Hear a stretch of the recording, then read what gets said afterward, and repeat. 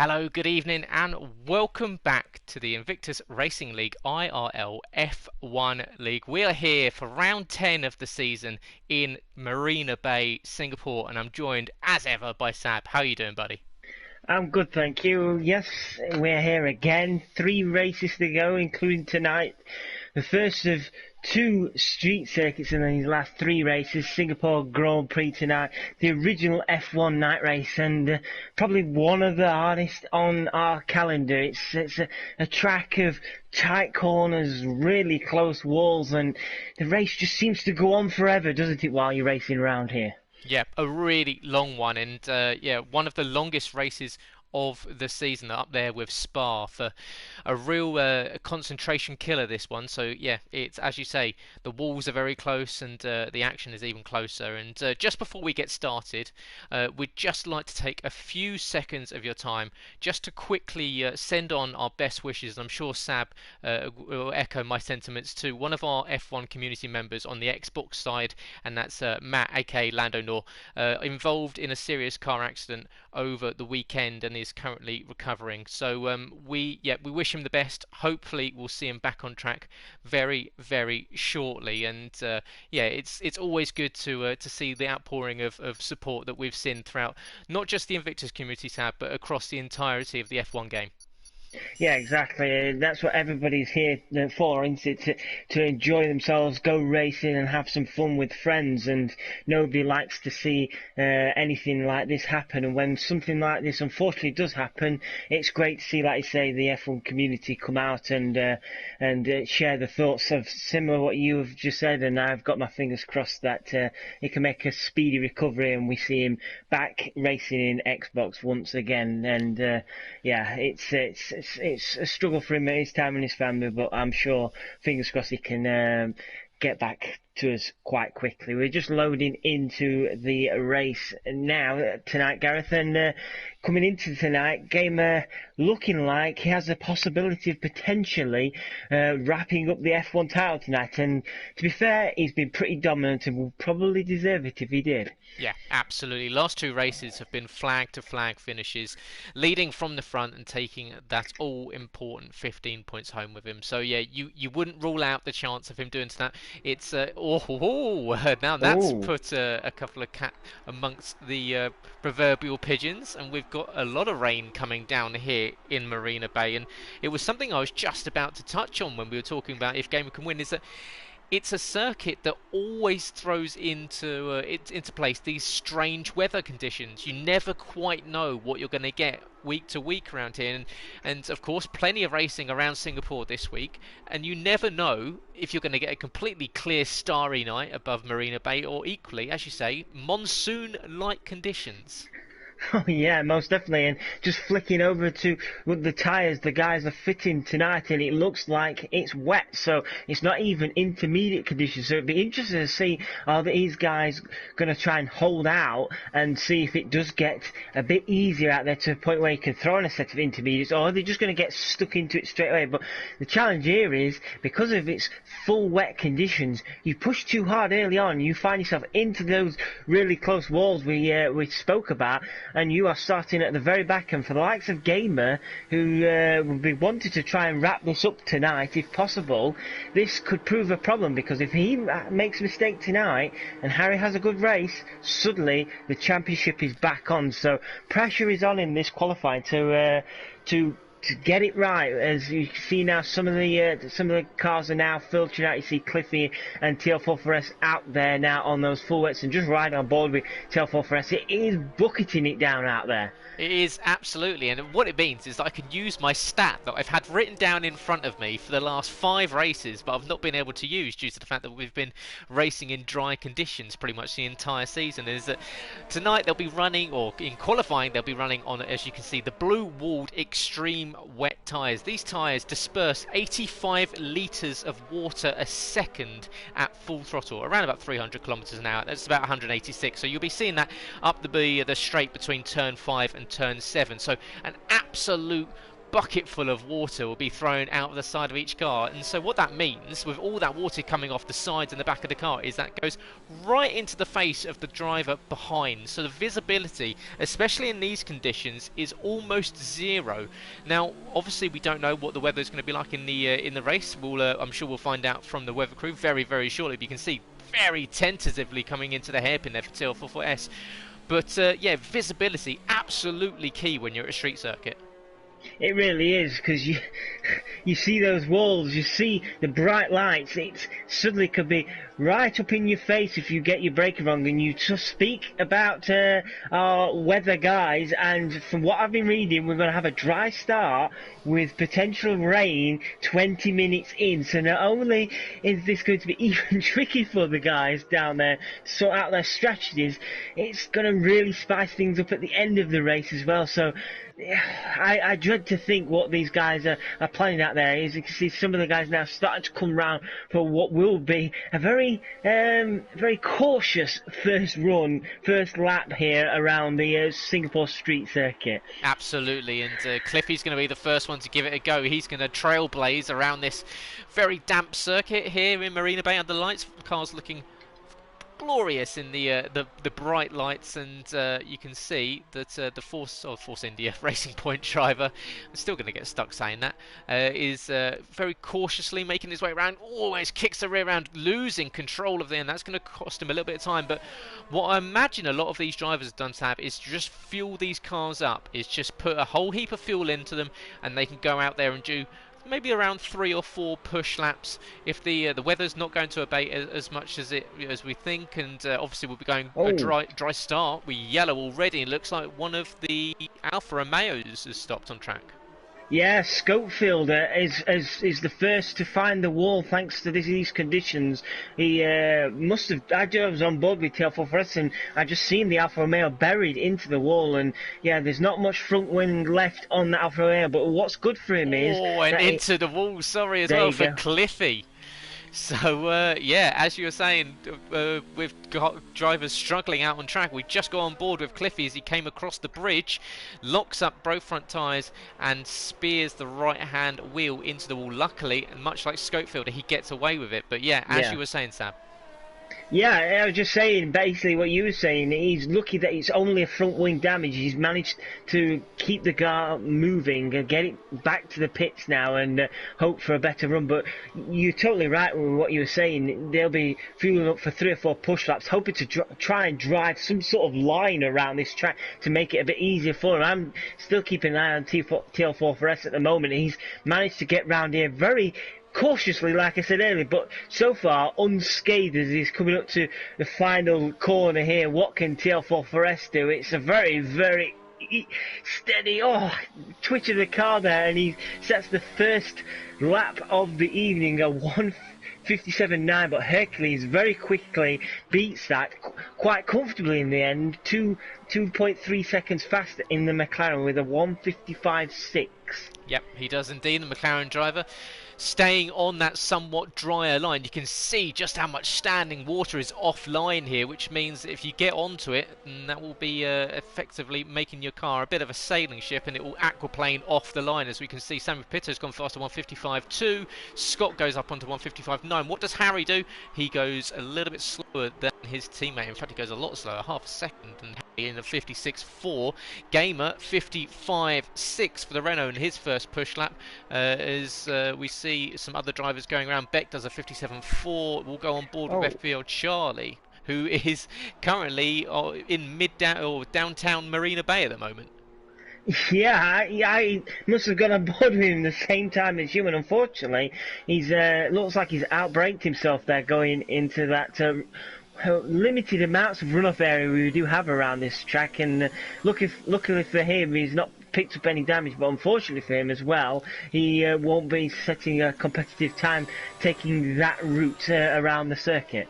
No, Absolutely not. Just whilst we are watching some of these times fall and expect to see purple laps, expect to see a lot of changes, because of course these guys will have fueled up a couple of laps and will be doing 2 or 3 push laps and then coming in, perhaps setting one more set of tyres on and coming out and doing the same to end the session. You see the front wing flexing of the Alfa Romeo there of Foxy Red 2000 as he comes up to underneath the stands, and one of the trickier parts of the circuit. You can see it's very good to see how a driver is handling the car, is how close they can get to the barriers on the entry there at turn 18 and turn 19. Foxy coming up to end his first lap. We'll see what the Alfa Romeo can do currently. Is he just about cuts the corner, gets away with it? What can he do? Comes across the line up to fourth, second row of the grid so far, 55.912, slightly faster than Scott Bugner 7. But yeah, whilst we quickly catch up with what everyone else is doing on track, we will just run down the track facts. And of course, as Sammy Pepito is currently leading with 55.2, it's a track length of 5.06 kilometres. That's 3.1 miles, the 13th longest on the F1 calendar. Distance turn 1, very short indeed, only 200 metres. It's up there with the shortest of the season, along with Spa. Longest straight is between turn 5 and turn 7, which is a DRS straight. Whether we'll see that too much use tonight, if we are expecting rain later in the race, we'll see. But it's 832 metres, around about half a mile. Top speed they'll be doing is around 190 miles an hour, 305 kilometres an hour. Full throttle is 47% of the lap distance as Gamer kicks the rear end of that Renault out. Fuel consumption is relatively high around here, and equally ERS in the dry conditions is around about medium. There's a lot of place to recover, but equally if you do start to recover and you do put it into none, then you do lose a lot of time, as KJ goes fastest at 54.2 in the racing point. And gear changes, it's a whole heap of them tonight. It's 80 over a lap distance, and that's 4,880 over 50% race this evening, and that's actually the highest these guys will be doing all season. So a lot of work behind the cockpit for these guys. It really is, and the added pressure of the amount of rain on track at the moment just makes it even harder. We've got another yellow flag in Sector 2, and it's Cliffy. Cliffy has spun round right in front of his teammate KJ there, and luckily for him, it doesn't look like he's picked up any damage. He's able to spin it round quite easily, hopefully not getting anybody's way, and he's back on the way again. And it just shows you Cliffy at the moment struggling out there on the race, in the racing point. He's still yet to set a time, as KJ's teammate has set a stonking lap, hasn't he there? But Hercules is not far behind. He's gone a bit quicker since then with a 1:54.6, but still about 0.4 of a second off. Yeah, absolutely, and we were expecting times in the dry to be in the 35s and perhaps even the high 34s if we saw a pretty spectacular lap. But yep, we're going to expect to see these laps around about the 54s for pole position, and we'll see what Gamer can do. Comes across the line, and he's going to go slower by 3 seconds. So we'll see. That was possibly just a recovery lap for him. Now he can go on a second push, but goes deep into turn 1 and invalidates that attempt. So that's another one scrubbed off for him. He's currently in 6th position. We'll see who else is on track. We've got Sammy Pepito is out, and he's just coming up to the end of turn 7.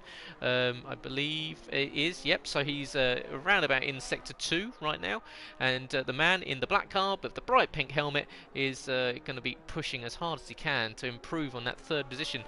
Struggled in qualifying in the last few races, and he's not actually managed to finish in qualifying on the essentially 3rd is his best, and that was back in the 2nd round of the season. Apart from that, it's been a whole heap of 7th places, a 5th and a 6th. So Sam, another man that's looking at getting a decent result tonight. He is, especially after last week when he had that coming together with Burmeister around Canada, and unfortunately he was on for a good finish at that point, wasn't he? And then found himself finishing further down the field, so he'll be hoping tonight to rectify a mistake, shall we say, from last week. But Sam looking good so far in 3rd place is He's just about in there, and I'm sure he can find some even more time. I know Sam's pretty quick when he wants to be around these sort of sectors. We've got another yellow flag in Sector 3. I can't quite see if that was full, or maybe just a slow running car allowing somebody past. I was just flicking through, and Harry, for example, he's also struggling out there. I saw quite a bit of wheel spinning from the Williams driver. He's invalidated, and it looks like he's probably going to have to come into the pits, or is he coming into the pits? Yes, he's coming into the pits. So at the moment, Harry in 6th place, not far behind Gamer, but yeah, he's struggling a little bit out there. Yeah, a lot of drivers struggling to find grip, even though we've been on track for around about 12 minutes and they're trying to disperse as much water as possible. As I said earlier, 85 litres of water dispersed around this track, so a lot being thrown to the side, leaving those puddles and lots of standing water. You can see the rain absolutely sheeting down here in Singapore, but it will no less be as hot in the cockpit for everyone else. And in fact, it's one of those tracks where, especially with the weather, and we'd like to say to everyone watching, thanks for joining us. Hopefully, for those of you in the UK, you've enjoyed an absolutely spectacularly sunny bank holiday Monday. And for those around Europe and everywhere else where you're watching or driving, hopefully you've had a lovely Monday. And yeah, these guys, warm is outside in for real and warm in the cockpit. You can expect these guys in real life to lose about 3 kilos, which, to be fair, Sab, for those of us that have been in lockdown for a long time, we could all probably do losing about 3 kilos. Yeah, you're not wrong there at all. I totally agree. I'm just keeping an eye on Scott Bugner right now. He's in 7th place, not far behind his teammate, but unfortunately in that second sector he's already 1.3 seconds down, so unlikely in this final sector he's going to find heat loads of time, so I can't see Scott's improving. He's done 4 laps now on those wet tyres, so you can see a few guys are setting times on more times and going out longer on those wet tyres. Scopefielder and Burmeister as well, also still out there. Scopefielder just right above him. All sorts of shapes he's pulling there, but unfortunately the car not really going forwards for the Alfa Romeo driver, and it's a bit of a struggle for him also. But quite a few guys still in the pits at the moment. I assume they'll be coming back out shortly for a brand new fresh set of wet tyres to take on this track with only 4 minutes left. Yep, as you say, just 4 minutes left to go in the session here, round 10, the IRL F1 League here in Singapore. And of course, if you're joining us, thanks for joining us, as I said, and hopefully you've had a lovely, warm bank holiday Monday here in the UK and around everywhere else. You've had a great day, and if you're enjoying the stream tonight, make sure you press that like button, aiming as usual for 15 likes. That would really help us out. It really pushes us up through the recommendations into YouTube as TL44S goes slightly deep there into the chicane just before going underneath the stands. So yeah, if you are enjoying, press the like button, it helps us out. And equally, and if you're not subscribed already, what are you doing? Press that button, get subscribed for more content all week on F1 here in Invictus. You've got Monday, Tuesday, Wednesday F1 races galore. You've got, of course, realistic performance on a Tuesday night, F2 and F3 on a Wednesday night, and then of course on Sundays over on Twitch.tv you've got the F1 XBOX League, which is uploaded of course to the YouTube channel. So all times you can be getting yourself involved here in the league, and that's by going to the website invictusracingleague.com and going to the apply to race section. Sign-ups are open for F1 2020 coming very soon. I'm sure some of you very lucky drivers out there have got the beta and you're out there enjoying it, and yeah, come and join us for Invictus for F1 2020. It's set to be our biggest season ever. So yeah, Sab, plenty of action going on track. We've got KJ currently sitting on a 54.231. Hercules is on a flyer at the moment. Can the German overhaul the Racing Point driver, who's a bit of a quali specialist? You wouldn't put it past him. Hercules is pretty special when he comes to qualifying, like you're saying. He's pretty handy around here from what I've excuse me, from what I've seen in practice so far. So I couldn't put it past him. But KJ as well, I'm sure he'll be having something to say. But I'm keeping my eye on Harry at the moment.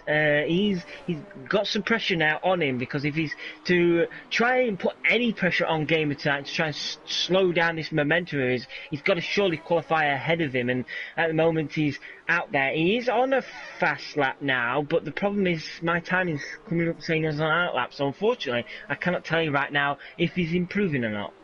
That's fine. We'll stick on board of Hercules for now as he goes underneath the stands, and you can hear the roar of that V6 hybrid engine as it goes underneath. And they're actually much louder in real life than what you hear on TV or on the game. So yeah, if you haven't been able to go and see F1, I do implore you to go see it because it is much more impressive than what we do again on TV. Hercules comes around and he's gonna, after relaxing, after losing out, he's gonna push for one more lap. Sam Pepito behind is going quicker. He's going just under 4/10 of a second faster, which would still hold him in third position. But if he can improve as he is over the first two sectors in the third, perhaps he can start to reel in the likes of Hercules, but he's going to have to take a second off his time if he's to catch up to KJ Elting 7, who's currently on that 54.231. So Sam now coming up to the final corner of the lap. Can he improve with 53 seconds left in the timer? And he comes across the line. Can the Spaniard improve? No, not enough. He does a 54.809, so 2/10 of a Hercules. He stays in third. Foxy Red has done another special performance as Harry.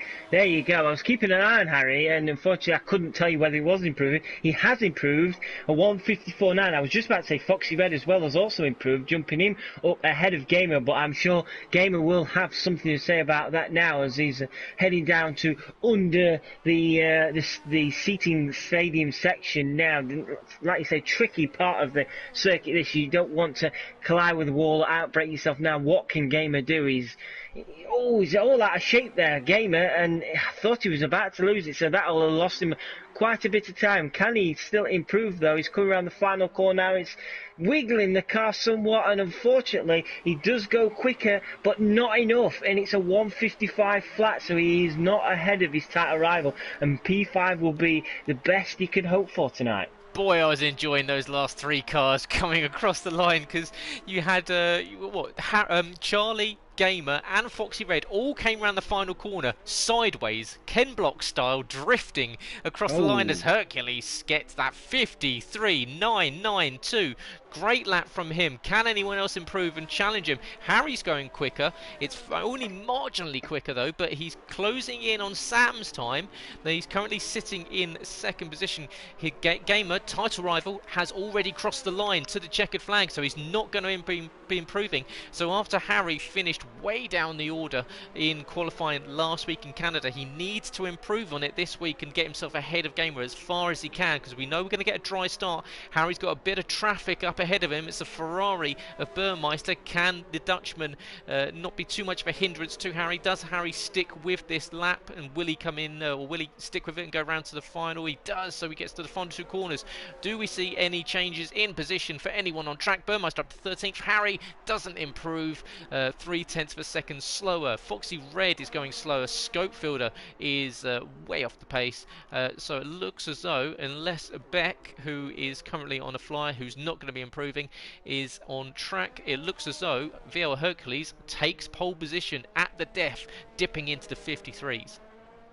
That is a special lap from Hercules, and what we haven't really seen much of from him, have we, this season, unfortunately? Through one reason or another, Hercules just hasn't quite had the season. I think if we'd have had this Hercules throughout the whole of the season, we'd have seen an even closer fight for the title at the front. But it's going to be very interesting, isn't it? At the start, Harry has managed to pip Gamer.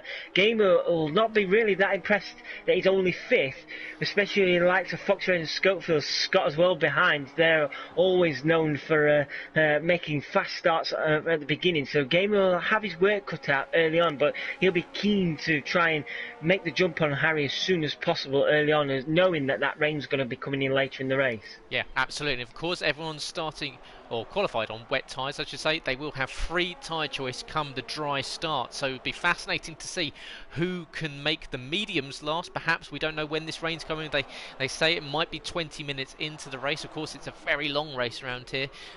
Do they try and risk the mediums as long as possible? Do we see people perhaps being a little bit more cautious and just putting a set of the hard tyres on and just waiting for that rain to come in later on in the race session? It's going to be a real eye-opener for us to see. As Hercules, you can see there, the German back on top in qualifying, a 53.992, absolutely smashing the time of KJ Elting 7, who did a 54.231. Sanford Pito 0.8 of a second back in third. Harry out-qualifies Gamer in fourth and fifth position. Foxy Red in sixth. Scopefielder in seventh. Scott is in eighth. TL44S up in ninth. Fountain in 10th position. Charlie back in 11th. Poor session for Charlie. Beck 9000 in 12th. Burmeister in 13th. Adri in 14th. And Cliffy with a time outside of the 107%, but I guess we'll let him race. Does a 2 minutes 15.9. So yeah, the man that was on the podium last week in Canada, unfortunately not enjoying the conditions tonight. No, definitely not. It's one of those situations, isn't it, like myself, when we went to practice the other day, wet around this circuit. It's just gets you, doesn't it? It really is tough, and unfortunately for Cliffy, it's just been not one of those evenings. But we know, we've seen Cliffy at the very back before, haven't we, this season, and we know what sort of driver he can be, and I would not put it past him at all to find him inside that top 10 or even inside the top 5 come towards the end of the race. So never count out Cliffy in this race. Absolutely not. Oh, and yeah, there's plenty of chances for drama, as we've seen some opening laps here in Singapore that have really set off some fireworks around the paddock. So it's going to be, yeah, as I said, it's going to be a fascinating start to this race. Rain is set to come in later on, so we'll find out very, very shortly what the drivers are all risking it for when it comes to the race session. And we'll look at some of the other stats to do with the track. Of course, it's a 420 metre long pit lane. Relatively short pit lane, but two very, very tricky entrances or one entrance, hopefully. But yeah, the entrance and the exit, very tricky. Both up against the wall and both very slow. Of course, these drivers have been used to entering the pit lane around about 50 miles an hour over the last two races in Monza and Canada. This one, 37 miles an hour. It feels like you're absolutely crawling to a standstill as you enter the pit lane here. But yeah, watch out for guys speeding into the pit lane, especially if we do get a rain affected race, as we're expecting, with a little bit of guys locking up when it comes to applying that brake as late as possible to essentially minimise the amount of time lost in the pit lane, which is expected to be around about 29 seconds. It's quite a bumpy circuit because it is a street circuit. It's kind of rough and bumpy and often quite dusty as well, so it can be quite slippery. Like I said, in the Singapore sling, it's very easy to lock up, and of course that's the old turn 10, turn 11, turn 12. What it is now, it's almost a slight kink as opposed to the very fast chicane that it used to be when Singapore first opened up. But yeah, watch out into those first few corners. When these cars are heavy on fuel, it's going to be very well. These guys can have to kind of tentatively work their way around, because you don't really want to get caught out with wing damage earlier on, especially not on a street track, Sab. No, definitely not. It can really hurt you. I'm just looking at the tyres now, and a bold move. You said it early on. Do you stick a set of hards on and try and wait for this rain? That is exactly what Hercules has done. Our pole man is on a set of hards, and it's interesting because KJ, not far behind him, is on a set of mediums. So expect KJ to be very fast against Hercules. Hercules will have his work cut out early on, knowing that Hercules has got to get these tyres warmed up. Everybody is on either set of hards or mediums. Nobody fancying those set of softs. Those softs not very good around this track, are they? And yeah, these guys looking to go very long. I imagine Gamer will try and get the jump on Harry as well.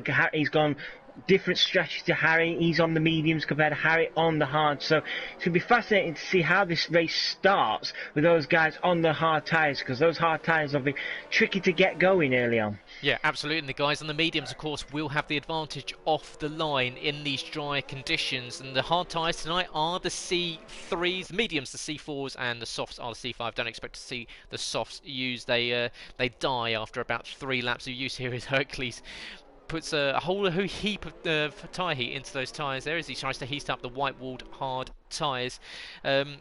Medium pit window. oh God, this could be anything really. They could be stretching it anywhere from lap 9 all the way up to lap 16, depending on when the rain comes.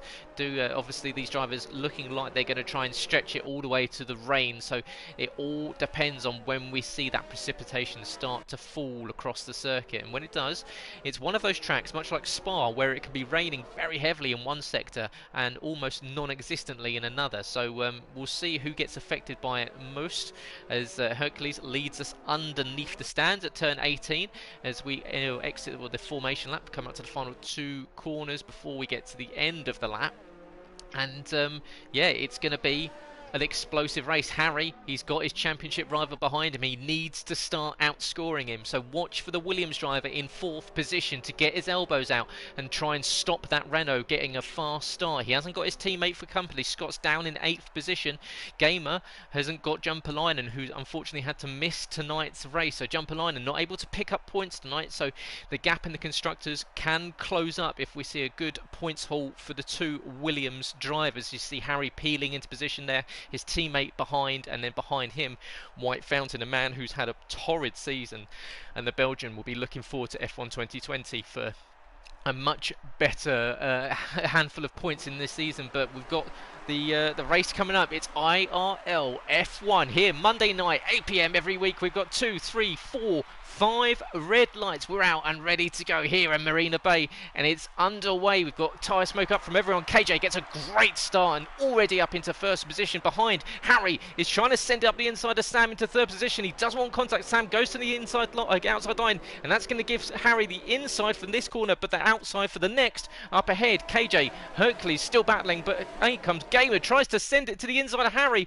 already. Can he get the move done between the two? You can see Gamer already up and ahead of Harry, and he's already into the slipstream of Samu, and Sam's going to try and defend the inside line.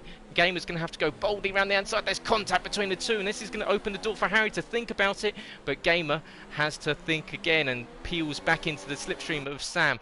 Great start from Gamer, got exactly what he needed up ahead of Harry. Oh, we've got an issue at the back, and unfortunately it was a tough qualifying for Scopefielder, and Scopefielder is out of the session, unfortunately for him, and that has resulted in an early safety car. He's collided with the wall and it's took his left front wheel off, and that is an early bath for Scopefield. Unfortunately, it's just not been a good night for him, and that has brought out the safety car. But like you say, superb start for Gamer. Gamer, though, was clever because Sam really hasn't got much to lose, has he? He knows he could leave that car in there. Gamer had to get out of it. There was slight contact, and Gamer thought better of it. And the crucial thing for Gamer, though, is he's got ahead of Harry. Harry tried one on Sam, didn't he? Unfortunately, got him out of position then, and that allowed Gamer to come through. But I was keeping an eye on KJ. What a start that was for KJ on Hercules. You could just see the difference between that medium tyre and the hard tyre. That medium tyre just gave him so much better grip off the start, and KJ was comfortably past Hercules before the first turn. So this safety car period now is going to be crucial again, because these hard-running guys, they've not had really a chance to warm these tyres up properly, have they? So they've got to do it all again. It'd be like another formation lap, so to speak. They've got to do it all again, and KJ be happy knowing he's back in front. We've seen him there often before, haven't we, at the very front. Let's see if he can take it to the flag tonight. Absolutely, and one man that had a great start is White Fountain on those medium tyres, up from 10th into 7th. So the Belgian, as I said, he's had a poor season, but he's made up 3 positions in that opening lap. So great start from him. He demoted quite a few drivers down through the field, and one of those, unfortunately, being Scopefield, with the Swede ending his night very, very early, bring out a very early safety car, which is going to help these guys on the mediums, because of course they're not putting that much extra tyre wear into them, and they can extend this stint before that rain period comes in around about 15 minutes time or so. So yeah, it's helping out the guys on the mediums, the likes of KJ Eltink, the likes of CRG Gamer, and of White Fountain. So yeah, it's although it does neutralise the race, it is helping out a few. So this is possibly, with Gamer getting ahead of Harry, the best situation for him. It really is. He knows now. All he has to do for the rest of the season is just outscore Harry. He could potentially win the title tonight, but that would probably require Harry to DNF from the race. But who knows what can happen tonight? It could happen the other way around, and Gamer could find himself in all all heaps of trouble trying to get the moves on the likes of Sam and Hercules ahead. But if I was Gamer now, it's just a case of playing it safe, isn't it? You've got to get these 3 races to the flag. It doesn't matter how you score them, as long as you score the points, keep ahead of your rival, and the driver's title is yours. You doesn't need to necessarily win it tonight, just win it in the next 3 races, and I'm sure he'll be playing it very sensibly now. He knows he's got the first part of this done now, so Harry will be desperate, won't he, on those hard tyres to try and keep with Gamer early on and potentially try to get back at him. But like you say, with this safety car out now, this is only going to benefit those medium runners. It is indeed. We are about to start the 3rd lap of the race. Unfortunately, we've only had about 6 or 7 corners of action so far with that retirement of Scopefielder on lap 1. So yeah, as I said, race neutralised, hopefully with about a lap before the safety comes in. Enough time just to remind you guys of everything that's going on here at Invictus this week. Tuesday night, Realistic Performance League with Tim and Malc in the commentary box, and then of course on Wednesday, 2 leagues on a Wednesday, both streaming live at 8 PM. You've got IRL F2 with James and Dan, F3 with Harry and Charlie, and of course on Sunday night you've got the Xbox League over on twitch.tv at 9:30 PM, so slightly later than these guys here over on the PS4. If you'd like to get involved in any of those, make sure you go to the website invictusracingleague.com, go to the Apply to Race section, where of course we're accepting sign-ups for F1 2020. Some big news coming out surrounding F1 2020 here in Invictus over the coming weeks. And of course, go to all our socials, Invictus RL on Twitter, Invictus Racing League on Facebook and on Instagram for all news and updates surrounding the league, and equally to get involved in some competitions, some giveaways, and hear about everything else going on within Invictus. As KJ Elting follows around that Mercedes AMG around this circuit, and of course the yellow flashing LED boards telling everyone that they have to stick to that delta behind the safety car, not pushing too hard. We're going to wait to see what KJ does once that safety car comes in. Does he bolt early? Does he leave it late, knowing that it's a relatively short run down to T1, but he's going to have Hercules behind him on the harder compound, so he's going to have struggled to keep the tyre temperatures up to a relatively working temperature. So you've got Hercules and Sam in 2nd and 3rd positions. The safety car is in this lap. The yellow lights are out on the car, so lets all the drivers know that it will be peeling into the pit lane in a couple of corners time. And already KJ backing up the pack, and hopefully that doesn't catch anyone out coming around the corner. And you can see some of the cars getting quite close to this Tech Pro barrier here, and it's something that I've taken a little bit of umbrage with this week in a little bit of practice. There you go, penalties exceeding track limits, 5 seconds for Scott Bugner and for TL44S. So that's a bit of a transgression. We'll see if they can get removed post race. But yeah, the Tech Pro barriers like glue here, so make sure you don't touch them, because it will suck you in and retire you very, very, very soon. And go, KJ has bolted, and he's set the go off as Charlie picks up 5 seconds as well, and we're back under safety car.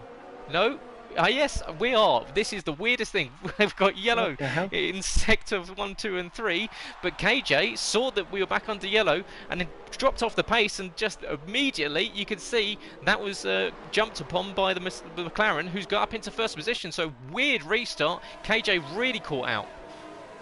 That was so bizarre, and Sam Patil has now got 5 second penalty. That caught out Harry the most there. He's lost position now down to 6. Foxy Red has got the done, and as Gamer, he's just got the move done on Sam. So Gamer now has benefited massively from this, and Gamer now up into 2nd place. That was so bizarre. I don't understand what was going on there, but Hercules now has got a new pressure now behind him, and Gamer on medium tyres. Sam will be a bit annoyed he lost that position out, and he's already nearly a second behind Gamer. So KJ Elting putting the pressure on the harsh driver of Sam. But yeah, Harry will be absolutely seething, knowing that he had Gamer in his sights, and now suddenly Gamer is in 2nd place and he's in 7th. Drama here on the restart of the IRL F1 League, and no one knows what was going on there. KJ Eltink is trying to get the position back on Sam. He's going to try to go down to the outside. He's going to get shown the door, and I imagine that Sam will try and close it on him, but KJ is trying to find any way past. You can see he's still using the advantages of that medium rubber, but Sam closing the door him at every opportunity. White Fountain now up to 6th position after pushing Harry back into 7th. So as you say, Harry falling down through the order after that weird restart. the pack almost accordioning up and up into the front. We've got CRG Gamer only 0.2 of a second behind Hercules, and Gamer has really benefited from this, and he's closed right into the German for the lead of the race here on lap 5 of 31. And behind you've got the two Williams battling over 7th position. KJ does get the move done into 3rd position ahead of Sam, but yeah, Gamer sizing up Hercules, and you've got to think this is only a matter of time before the Renault can send it up the inside. Here he comes now. He's pretty much pushing that McLaren now here on lap 5. You imagine there's not much Hercules can do in terms of defending. He tries to squeeze that Renault up the inside. Unfortunately for Gamer, he can't get moved on. Oh, Hercules, I thought he'd all out of shape. I thought he was going to lose it there. Gamer wise to Hercules' little mishap there, but Gamer really putting the pressure on that. I thought Gamer was going to get moved on, but it was good defending in the end from Hercules. But like you say, I'm sure it'll be a matter of time now before Gamer does maximise the use of these medium tyres. But it's crucial for KJ as well to have got the move done on Sam. KJ already 1.5 seconds ahead of Sam on those hard tyres and reeling in this battle for the lead very quickly now. It's down to 1.2 seconds already. You can see those red LED lights on the back of the Renault flashing as he harvests energy in this second sector coming into the third, and you can see he is trying to save energy to use it, I would imagine, on the exit of turn 5 next lap using DRS when it's enabled. And behind, KJ is closing in on the pair with Hercules holding up Gamer in his challenge, and he's going to want to do this for as long as possible to allow those medium tyres to lose that best part of their lifespan. So can Hercules hold him off for as long as possible? He did a good enough job on the last lap, just about shutting the door on Gamer. There you go, DRS is enabled. KJ does the fastest lap of 40.678 behind. It's a good start for the two Hashtag drivers, 4th and 6th. Harry's dropped back behind Scott, so he's falling well down the order now with CRG Gamer in 2nd position. This is the worst case scenario for Harry. So yeah, as you say, I would imagine both Williams drivers will be absolutely beside themselves with what happened to that restart. Definitely, and it could be getting even worse for Harry. Now, Harry's all out of shape, really, here, and Charlie putting the pressure on as we see CRG Gamer take the lead. But yeah, Harry now going to lose another position. Here comes Charlie down the inside. Nicely done by the McLaren driver, and Harry now down to 9th place. This has been an absolute disaster for him, and he's got Cliffy, he's got TL4 Forest and Beck all shaping him up as well. So real struggles here for the Williams driver. We'll see. Surely there's got to be some front wing damage, and it looks as though it's a front left end plate missing for Harry, which may be the reason why he's losing position after position. So the man currently 2nd in the championship is struggling with wing damage to hold off the chasing pack, who will be caught in the DRS train and will be sticking behind him. So he's going to struggle to keep himself inside the points at the moment, because he's got Cliffy and TL44S for close company. And then behind, you've still got Beck and Burmeister still relatively close. Andrew's dropped a little bit further off of the pack. But up ahead, you've got KJ closing in on Hercules. Hercules already been gapped by 1.5 seconds to Gamer. So Gamer up into the lead of the race, and he's starting to stretch his legs. So he's made an absolute rocket of a start. Sets the fastest lap, the first man into the 139s. And behind, the man that he's fighting for the championship, and he's been fighting for the entire season, is struggling to finish in the points.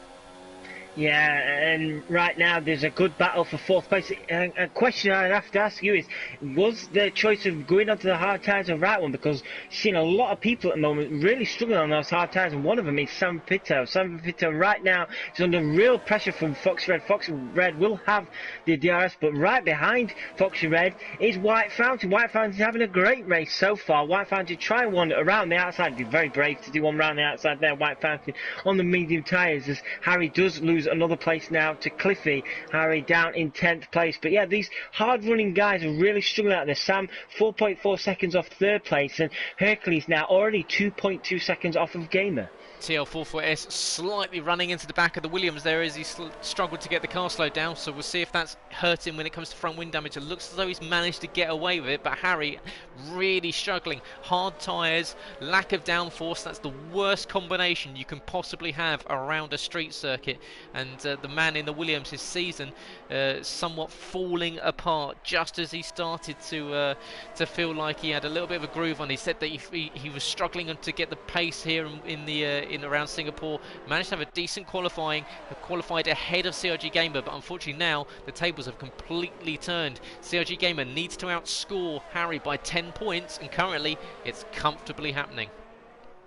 Yeah, unfortunately for Harry, like you say, it's just second half this season has just got away from him, and that title fight is hanging on by a thread now, isn't it? As KJ now is really putting the pressure on Hercules for second place, the Racing Point driver who's always been really fast, hasn't he? Just unfortunate through mistakes this season, hasn't scored as many points and podiums as you probably had imagined. He's going to probably size up Hercules now. He's a little bit off there as he almost brushes the wall there. He's got DRS activated, but I don't think it's going to be close enough to get a move done. Oh Jesus, he tried to send one down the inside of Hercules there. I thought he'd locked it up and go and run into the McLaren driver, but just about held on to it, and that was very ambitious, if not a bit silly there from a Racing Point. He's got the pace here, he's got the tyres, he just needs to pick his moments correctly, and he almost wiped himself and Hercules out there for second place. As Harry loses the position to fourth place, so he is now out of the points and he's being smothered by Beck 9000 as the Toro Rosso looks to get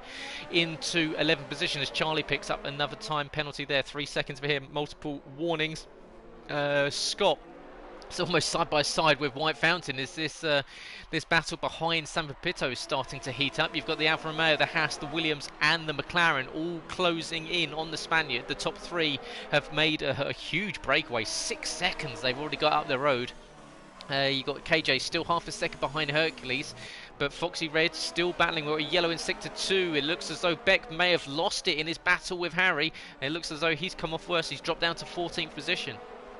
Yeah, massive front wing damage for Beck. He will definitely have to come into the pits, and unfortunately for Beck, that good battle he was having has come to an abrupt end with the wall there, and the Toro Rosso, he's nearly hit the wall again, and that car is pretty much undrivable right now. So yeah, disaster really for Beck there, as he was having a good battle with Harry. I just saw that telltale flash that usually indicates we're going to see some spots of rain, and there we go in sector 1. You can see just the start of a little bit of spit there. So yeah, the rain is very, very soon to approach us, and you can see weaving side to side Sam trying to break the toe as the Alfa Romeo closes in, and the rain is coming down the exit of sector 1, and Sam holding on to position. These guys now on worn tyres, they've done 9 laps, and the guys on the mediums will be starting to struggle a little bit more. But equally, as the rain starts to make that track greasier and greasier, these braking distances and these the points that the guys need to essentially alter, because of course your braking point won't be the same. Almost lap for lap will be changing. So it's going to be fascinating to see what Gamer, KJ and Fountain all do on these medium tyres. Yeah, with this rain coming, it's going to be very interesting on worn tyres. This little battle for 4th place now, they're all bunched right close here. You only have to get one get their braking wrong with these tricky conditions. You can find yourself ploughing into quite a few cars here, so there's got to be some stellar driving from each and every one of them here, because they could soon find themselves out of the race completely. They've got to race properly now, and I'm just on board with FPL Charlie now, and you can really see the rain coming down now. There's spits of rain across the camera lens as he's hounding Scott Bugner for 7th place. But yeah, this rain now really starting to show how tricky it is out there for him, because some of these guys will really have to get off the throttle into some of the corners already. We'll see who's the brave one, who makes that risk to come in onto the green intermediate tyres. The very versatile tyre can work in that sort of greasy condition all the way up to quite heavy rain. So yeah, expect to see the majority of the field utilising it in the next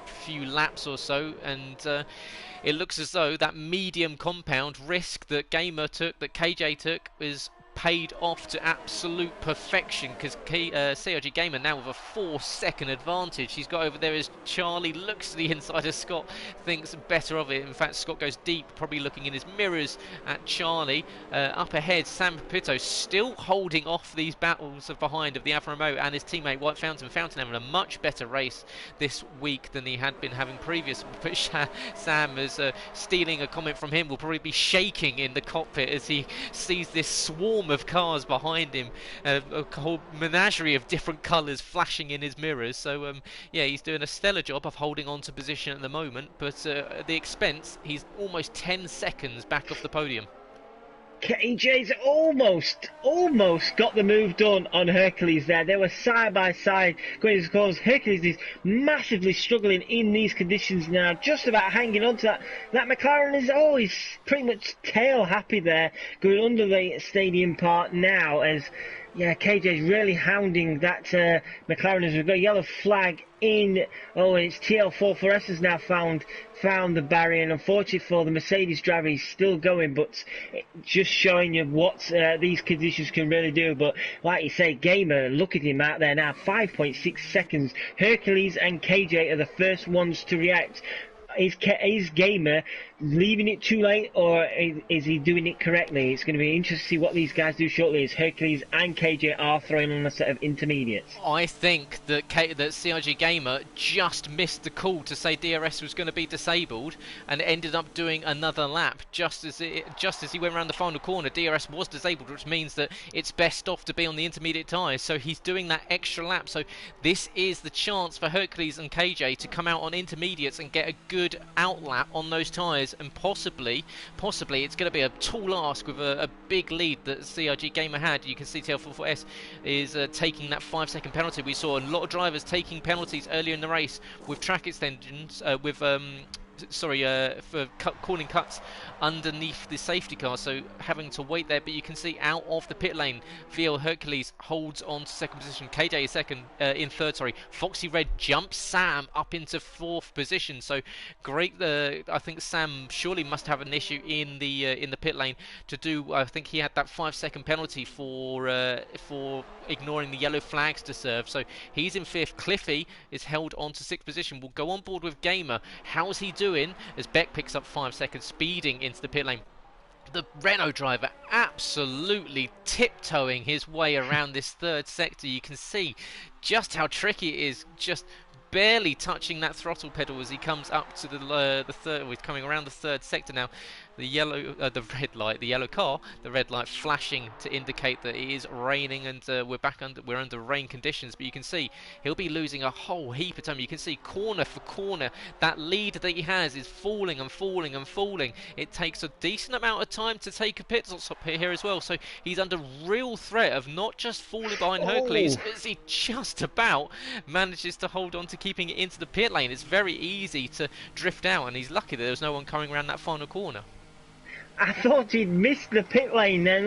The car just did not want to stay in the pit lane at all, but you should have seen the time. He was losing over Hercules. Hercules now coming down that start-finish straight, and Hercules is going to be comfortably ahead of Gamer. So is KJ. So this has been an absolute disaster for Gamer, unfortunately. Like you say, that DRS disabled was just a fraction too late for Gamer, and he's coming out now in third, significantly behind KJ and Hercules, a good 7.6 seconds, so work to be done there for Gamer, but he did exceptionally well to keep that car from getting buried into the wall, because it's very easy to start panicking, isn't it, thinking, I'm losing time, I've got to go quicker, but he did the sensible thing, and he's really sensible thing, because he's still in third place, he's still right up there. He knows his title rival Harry all the way down in 11th place. I just wanted to point out as well, I think Harry got held up in the pit lane as well to add to the matter, because Scott had a time penalty to serve. Harry came in, had to wait then for the Williams driver to leave the pit lane, and unfortunately then for Harry had a longer pit stop, so that enabled him to end up having a 7-second gap to 10th place. Yeah, sadly, Harry's title challenge is falling to pieces here at Marina Bay, and we've got 2 rounds left after this one. We head to Silverstone for round 11, and of course, final round of the season, final round of the game here on F1 2019. We go to the Principality of Monte Carlo in Monaco, and yeah, so it looks as though Currently, CRG Gamer will be going as the IRL F1 champion. However, maybe not having broken the record for most amount of races won in the season just yet. He can do. He's got 2 more chances to do it in Britain and in Monaco. But at the moment, he's got 8.8 seconds that he's got to close in on Hercules and KJ. And KJ starting to. He looks as though he's got these tyres up to temperature, starting to really hassle that McLaren. He is, as Hercules will be getting sick to death of seeing a pink, white and blue car hassling and harrying and putting the pressure on him. His wing mirrors will be full to the brim of that car. KJ just got to play it sensibly, but unfortunately I think for KJ he's been a bit hot a few times in his attempts to try and get Hercules, and he doesn't want to do that in these conditions because he could find himself in all sorts of trouble. He's just got to play it sensible now. The moment he seems to be the fastest guy on track, so if he plays it correctly he'll have a good opportunity to take on Hercules. But Hercules, as we've seen in the past, he's a defiant defender, isn't he? He knows how to keep hold of positions and win races, so never rule out Hercules in this position either. Absolutely not. He's one to get his helmet out. His elbows out. I was about to say. Well, hopefully he's not one to get his helmet out. But he's currently sitting there in the black helmet, and the man behind him in the white helmet. So it's a little bit of a game of chess here. So you can see the man behind him in the white helmet, with pretty much a little bit cooler. You can see we're heavy on the throttle pedal on the exit, the hairpin there. But yeah, it looks as though KJ just biding his time, waiting for the right position, waiting for the right time, maybe waiting for that one mistake from Hercules. But Hercules will get his elbows out. He will make you find the hard way around, because he's not going to make it easy whatsoever. He's not going to open the door for KJ. So if KJ is going to get this move done, he's going to need to find the best opportunity to do it, and possibly saving up some ERS and burning it off down the straight and making sure he gets a good exit out of turn 5 to do so. But it's around about half a second at the moment, so you can see the gap between themselves and CRG Gamer isn't really closing. It's still that 8.6 seconds. That's only 0.2 of a second that he's gained in the last lap and a half or so. So Gamer in a little bit of no man's land at the moment. He is. It's not really happening for him right now in these conditions. I'm just looking further down the field. We've got a bit of a gap between everybody now. No one really that close. But I just wanted to point out once again, Cliffy doing wondrous things here in IRL F1. He's into 6th place, no, 9 places, just 2 seconds now behind Sam. He's made about two seconds up at the minute. He's crawling in. That Haas driver, you can see him comfortably now. It's now down to 1.7 seconds. Cliffy on a charge now, and Sam, similar to early on in the race when it was dry, really struggling, and he seems to be struggling even more in these conditions. But Sam doing alright there, still in 5th, but Cliffy, like we can always say, and we always expect these days, he's on a real charge once again from the back. A man that's on a charge, Harry's made up 4 seconds on Burmeister in the last 2.5 laps. So the Williams driver desperate back in the points just to give himself just a sniff of a chance of taking the title fight to Silverstone, and hoping that CLG Gamer has an absolutely woeful last 2 races of the season. Is doing all he can. He's now down to 2.8 seconds behind the Ferrari, who's currently picking up the final point of the race. Burmeister, a man that desperately needs points. They've been in short supply so far this season. So yeah, Harry will be looking at taking that off of the Dutchman.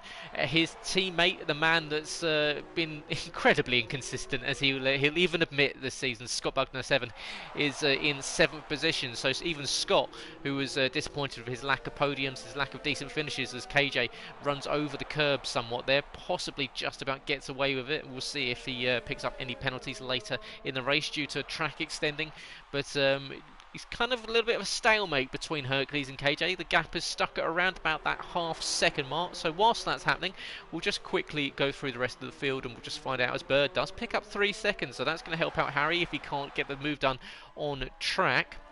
But we'll go down, we'll see anyone else, and we'll just find out how everyone's race is going on. Red, yellow and black helmet. Who's that? It's White Fountain. Down in 9th position, unfortunately. Had to double stack in the pit lane due to being stuck behind San Pito. So after that good start, he was running in 6th. He now finds himself back down in 9th place. So White Fountain probably be a little bit disappointed with that, because he was having a good race up until then. Yeah, he was, and it's been a shame to see White Fountain struggle this season. We know how good he is, we know how fast he is, and unfortunately it's just been a season to forget from him. And hopefully, like you said earlier in the stream, that he can reset and re-find his form on the new game and on new season. I'm just keeping an eye on the front while he was looking further down, and KJ really pressing Hercules now, pretty much pushing that McLaren, but Hercules doing absolute wonders to defend. And I'm just riding on board with KJ, and you can really start to see this spray, what we were talking about there, the spray coming off Hercules' car is making it really difficult for KJ to see much of the track. It's really coming apparent now on the camera, so conditions visibly anyway from looking on board is looking much worse now than what they were a few moments ago. Absolutely, and as we were saying earlier, with that spray kind of misting your view, and equally it's a track where the braking boards and the braking markers aren't particularly too easy to see, especially in conditions like this.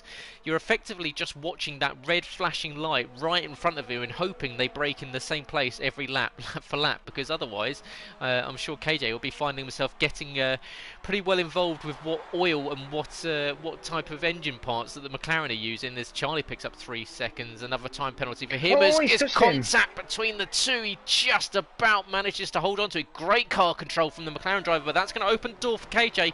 He's going to try and take advantage of that patented bump and run we've seen from some of the other drivers across the league. But yeah, KJ Elting, he's now got a really good slipstream on the McLaren. The McLaren's going to try and shut the door, make him go around the outside, and he closes the racing line. But here comes KJ. He's going to try and switch back, picks up a penalty for running over the curb, and you can see he's really got the bit between his teeth now. He knows that there is a position to be taken, and that is for first.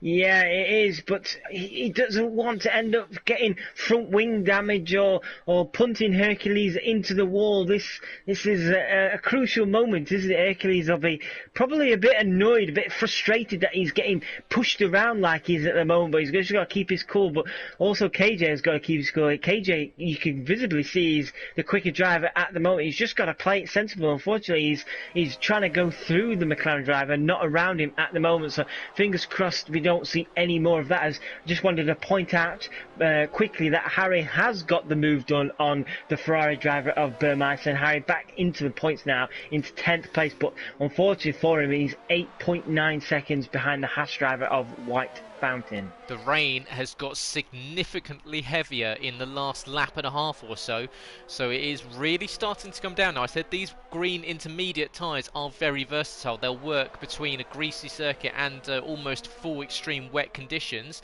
As you can see, the leading pair starting to come up to the back of the Beck 9000, the Toro Rosso. So we're about to see a lapped car for the first time, yeah, we'll see if we do get a swap to the extreme wet conditions, because as I said, the rain is really starting to come down. We'll see, do we see any standing water? Of course, standing water is when you start to think about moving over to those tyres behind. Scott and Cliffy are starting to close up. Yeah, I'm just flicking through that now. Cliffy, unfortunately, that chance of trying to take on Sam has fallen away somewhat for Cliffy, and he's really starting to struggle now, and that has brought Cliffy into the clutches of Scott. Scott looking quite handy in these conditions now, just 0.8 of a second, 0.7 of a second now to the racing point. He knows he's got the pace on him at the moment, but yeah, like you said, these conditions are significantly worse now, and you can just ride on board with Scott there. You can see how much he's struggling now, even on those intermediate tyres in these conditions. Yep, absolutely, and drivers starting to see that the track is getting slipperier, it's starting to get greasier, so we'll see if anyone starts to struggle anymore. Of course, we saw a full extreme wet condition qualifying session, so they're used to the wet track, as the Toro Rosso very kindly and very well respected gets out of the way for both the leaders as they come through. So Beck 9000 doing the right thing, gets out of the way of the McLaren and of the Racing Point as he goes, or as Hercules goes deep into the corner there.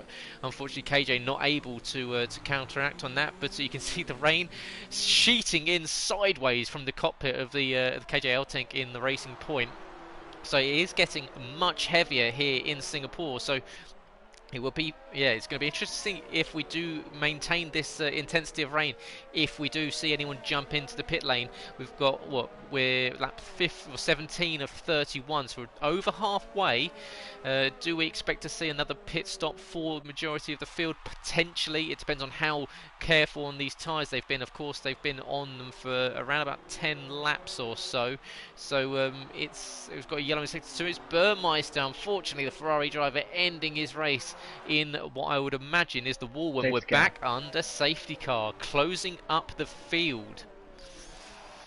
I'm just looking at TL4 now, and yeah, Burmeister is head first into the barrier, and unfortunately for the Ferrari driver, that is race over for him. But yeah, safety car we've got as White Fountain and a few other drivers are coming in. Are they coming in for a set of... Well, Sam must have a 5-second penalty. He was held there.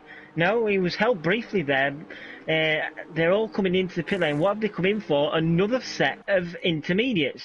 So they must be comfortable, despite how rough the track conditions are looking, they must be comfortable enough to stick on another set of intermediates. What would you do right now if you were, say, the likes of White Fountain Harry? Would you gamble on a set of wets, potentially gambling on the fact that it might go wetter and then you are making the jump on others, or would you stick on another set of intermediates like these guys have done? It's brand new intermediates for Harry. It's extreme wets for Scott. So the Williams splitting the tyre choice there.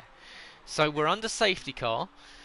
Is Scott betting on the fact that they're going to be under safety car for the next 3 laps and the rain is going to get to a point where the full wets are the better tyre? This is a massive gamble for Scott, but potentially could pay off. Does the rain continue to fall at the pace that it is, or does it slightly fade away, and will this really hurt that Williams driver in a decent points position so far? It's a bold gamble, but you can never rule out Scott, can you, with bold gambles, as unfortunately Burmeister does leave the decision. But what this has done with the safety car coming out, this has allowed CRG Gamer to be able to catch up to the front pack, and CRG Gamer has really struggled in these conditions, hasn't he? He's 11.5 seconds behind the front two at the moment. I'm just looking on board with him now, and you can see the car, the Renault, just doesn't look comfortable in these conditions. But it'll be fascinating to see what do the front runners do. The front runners have stayed out, so they're not coming in for a brand new set of intermediate tyres. They're staying out, which is surprising. So the others, you'd imagine, if this does stay intermediate condition, the others behind, as CRG Gamer does come in. Now, I'm just going to keep an eye on CRG Gamer. What is he going to throw on? He's going to throw on a new set of intermediate tyres, is it? Yes, a new set of intermediate tyres. So he's clearly had enough of the old set of intermediate tyres, as Foxy Red is also coming in. So CRG Gamer is going to be behind Hercules and KJ on a brand new set of intermediate tyres, and Hercules and KJ, will be on used intermediate tyres. So Gamer could have an advantage here. Foxy Red also onto a new set of the intermediate tyres. He's going to try and beat the Alfa Romeo out and jump him in the pit lane. He is. So Sam runs through turn 1, turn 2 and into turn 3 and moves up into 4th place on track. Cliffy, 9 positions gained so far for him, so magnificent run so far for the Racing Point driver. 4 gained for Charlie, he's up in 7th position. 2 gained for Fountain. Unfortunately it would have been much more than that, but Scott unfortunately back into the pit lane, so maybe a mistake from the pit crew there to put the wet tyres on. He's sheepishly come back in and back onto a set of the intermediates, and is this just a ploy to get him back behind teammate Harry and get Harry some more points? Is this a bit of a game? Well, I say gamesmanship. Essentially, Scott sacrificing his race to get Harry a few more points. Well, if he has done that, that is great teammanship from Scott. I'd be amazed if that's what they've done. That's, I think, to be honest, my guess is I reckon he's gone on there on a set of wets and realised it's not quite wet conditions personally. But if that's what they've done, then I tip my hat to Scott and a good sacrifice for Harry, because Harry will be desperate to try and get as much points as he can. CRG Gamer is going to be the one to watch, and also Foxy Red and Sam as well to watch, because they are on brand new intermediate tyres. I'm amazed, to be honest, that Hercules and KJ didn't come in as well. With the gap they had to Gamer, they didn't come in as well for a brand new set of intermediate tyres. So Hercules is now caught up with the safety car. They're on for another lap behind the safety car. I imagine surely the safety car will be coming in at the end of this lap. So when they do, surely then Gamer's going to be one of the favourites, you'd imagine, sitting right now with brand new set of Inters. What would you say? Yeah, fresh tyres for Gamer Sam and Foxy Red. It's going to be a big ask for Hercules and KJ to hold on to that, because yeah, it seems like a misstep for them to have not come in unless they know something that we don't know. Yeah, surely you'd use the free pit stop and come in and put a set of fresh rubber on. So yeah, a big decision made by the McLaren and the Racing Point, who lead the race. Sergi Gamer, Samu Pepito and Foxy Red 2000 back in 3rd, 4th and 5th position will be in the box seat to really go on the offensive when it comes to the two leading drivers. And you can see on the track map on screen we are under full course yellow, and all the drivers are very slowly starting to make their way up to the back of the snake behind the safety car. The safety car most likely won't come in until we've got the majority of the drivers behind it. Unfortunately, the Toro Rosso, I believe it is, perhaps of Adria Lockdock of Beck 9000. I'm not sure which one it is on track, but they're only coming. In fact, they're getting caught by the safety car, so they probably won't be able to make it up to the back of the train before we go back green again. So TL44S will be the last driver on track behind the safety car. You can see Cliffy in 6th position, Charlie in 7th position, Fountain 8th, Harry in 9th and 10th, and then outside the top 10 you've got TL44S, Adri and Beck 9000, the two Toro Rossos once again back towards the rear end of the grid. We lost Burmeister and Scopefielder.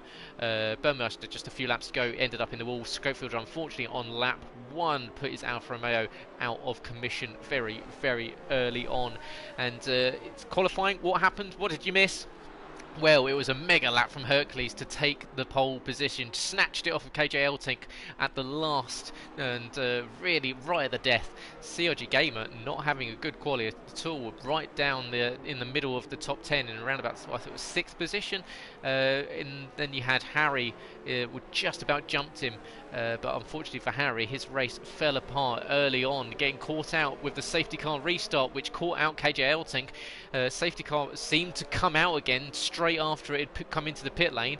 We went back under yellow, then back under green. It caught a lot of drivers out, one of those being Harry, and using that, it looks as though he picked up front wing damage. So the Williams fell back through the pack, was swarmed by a heap of cars, and it's really a recovery race for the man that's currently sitting 2nd in the championship.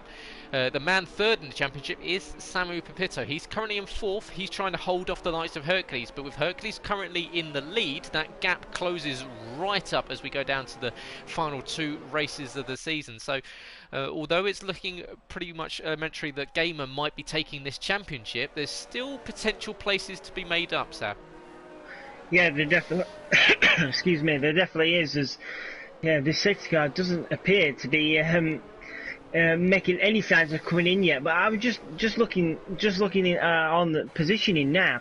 The pain right now for Gamer is he's got Beck 9000 between him and KJ and Hercules. So Beck 9000 a lap down is going to be a bit of a chicane for Gamer early on, and unfortunately the Gamer won't be able to properly attack the front 2 when we do get back underway again. As I think Andrew Lockdock is just coming across the start finish line now, so he's still a bit behind, so hopefully the safety car can get underway shortly and we can get back to racing. But this is I guess helping Hercules and KJ. The longer this safety car stays out, they wipe out some more laps. There's only 10 laps now left of this race, so if Hercules can make these intermediate tyres last, and there you go, the safety car is coming in, if Hercules can make these tyres last for 10 more laps, then it's going to help him no end. The safety car out for longer than we anticipated is now Hercules. Oh, wow. Ooh. So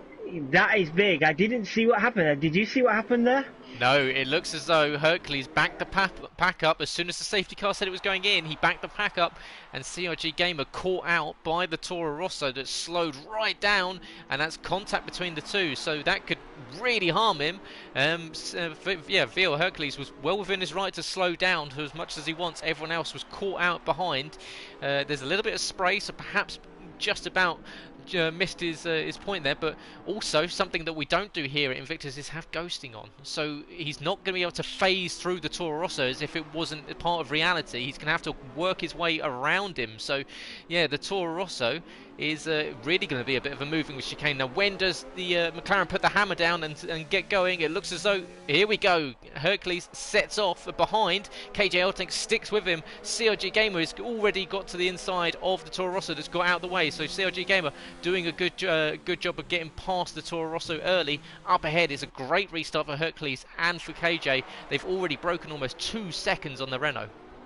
Yeah, that's Toro Rosso, like I said, proving to be a pain for Gamer there. Unfortunately, had to wait for the Toro Rosso to get out of the way, and then he could put the hammer down. Unfortunately, he'd already lost that significant amount of time, and he's got Sam about half a second behind me. I'll be hoping he doesn't have to battle with the Haas driver for the last 9 laps or so. But KJ back in position again. Is he down the inside of Hercules? Oh, they've touched. Oh dear, Hercules, I don't know how. Neither of them have lost any front wing or hit the wall there, and somehow, banging side by side, they've managed to go unscathed again, and once again, KJ has hit that McLaren for probably the second or third time tonight, and unfortunately for the pair of them, it's not cost them anything, and Hercules will be using a few choice words, I imagine, right now on the Racing Point driver. Yeah, it's lucky that it's in German that we probably won't be able to understand too much of it. But yeah, KJ, he's well known for putting his nose down the inside and just sniffing out a move. But unfortunately, Hercules was wised up to it, closed the door, and luckily, as you say, both of them held on to the position.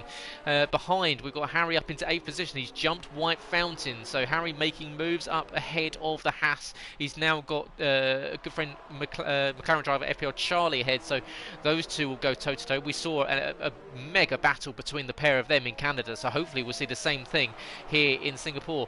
The rain is subsiding, so as KJ picks up a second 3 seconds there, so it's 6 seconds he's got of penalties. TL44S then picks up 3, but yeah, behind CRG Gamer of course now has 2 seconds. Oh, Hercules getting a huge amount of extra turning on the exit of the final corner, got on the curb and lit the rear tyres up, and it's not even oversteer as Beck picks up 5 seconds, speeding in the pit lane. I'd expect to see him retire. There we go. Beck retires from another race this season. He was last of the runners in 13th. He got out of the way pretty nicely at the restart, but you can see Hercules, after just about holding on to the car, is trying to once again hold on to the position. Here comes KJ down the inside. Is there going to be contact? KJ having to take to the inside once again, and what's he doing by running over the curbs each time? He's just going to be picking himself up time penalties. Like we said, you've just got to find the right time. Hercules isn't going to give you the space. You need to find a way around him. So taking these excursions across the curbs and picking up penalties is just going to hurt him. Once again, he'll end up finding himself off of the podium. Totally agree. I was riding on board with KJ when Hercules decided to have a visit to the pit wall. I wondered where the McLaren driver was going. He did exceptionally well to hold onto that car and not bury it into the pit wall there. But what this is doing is CRG Gamer now is within a second of the front two now. So CRG Gamer reeling in KJ. But what this is also helping is CRG Gamer, he does have that 5-second penalty, but KJ has a 6-second penalty, so right now CRG Gamer would be jumping ahead of KJ, but in terms of penalty later on, I don't know where we're going to end up, but at the moment, like you say, KJ is just writing himself out of another podium. Unfortunate for him, in my opinion, he should have had at least 2 or 3 more podiums than what he has already this season. Unfortunately, with the safety car backing all the pack up again, he might find himself losing out a podium to the likes of Sam and maybe even Foxy Red later on, as Foxy Red, looking back now, is really starting to put the pressure on the Haas driver for 4th place. Scott and penalties go together pretty nicely, don't they? And he picks up another one. He's down in 10th position, and the man in the Williams is really harming that chance of picking up a Constructors' Championship this season and making it his second after picking one up with FPL Charlie a few seasons ago as part of the Mercedes team. But he's now down in 10th and potentially dropping down. You can see he's challenging White Fountain. The two of them are pretty close on track. Ahead, you've got Charlie is currently closing in on Cliffy. This battle's still going on between, you've got Foxy Red, Cliffy, Charlie and Harry, as Scott does get down the inside of a fountain there, or the exit of the long straight in towards turn 7, and we see behind you've still got TL44S closing, or Clear4S is closing on Fountain as well, so Fountain falling down the order. So after a great start, it seems as though the Belgian driver is starting to fall back through the order, so really sad to see for him, because he'd been doing a stellar job up until then.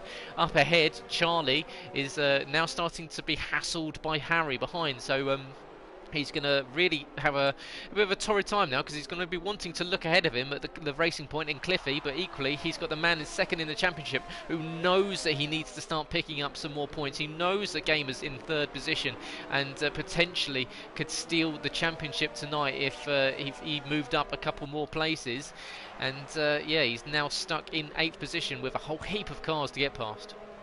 He has, and once again we've got another Sam train for us here. Sam leading the way with Foxy Red, Cliffy, FPL Choi, Harry as well. Sam doing a decent job once again, isn't he? He's in there in 4th place. He's don't believe he's picked up any penalties either, on track penalties either, apart from that ignoring yellow flags one early on. So Sam hanging on in there. What I think is crucial for Sam though is his white fountain picks up 3 seconds time. But what I think is crucial for Sam is he needs to try and keep that gap as minimum as possible to the front 3, because he has a chance here of potentially stealing a podium place of one of the front 3 through penalties. So if he can keep that time as close to him as possible, not let it get too extended, he will have an opportunity late on in the race to steal a podium, but he can't keep allowing this gap to increase, because at the moment he was about 2.5 seconds, it's already up to 3.2 seconds, so he needs to try and find a bit more pace in his last 6 laps. As KJ picks up his 3rd penalty of the evening, that's 9 seconds for him, so the Racing Point driver